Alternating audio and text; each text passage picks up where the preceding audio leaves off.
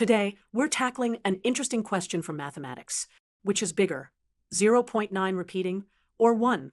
At first glance, 0.9 repeating looks like it might be just a tiny bit less than 1. But is that really true? Let's find out.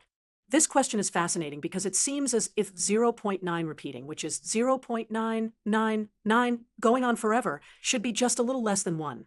But the real truth is 0.9 repeating is actually equal to 1.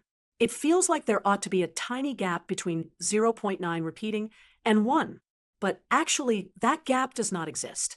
Let's see what happens when we write out 0.9, 0.99, 0.999, and so on, getting closer and closer to 1 each time.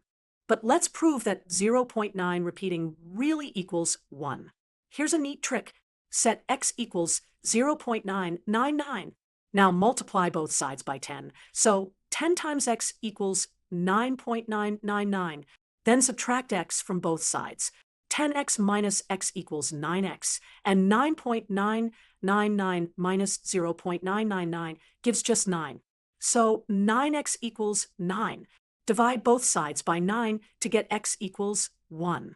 So x is 1, but x, remember, is 0.9 repeating. This proof shows, without any gaps or tricks, that 0.9 repeating is equal to 1. If you ever see that repeating decimal again, remember, it's exactly the same as 1. Remember, when you see 9 repeating after the decimal point forever, don't be fooled. Use this algebraic trick and see the magic for yourself.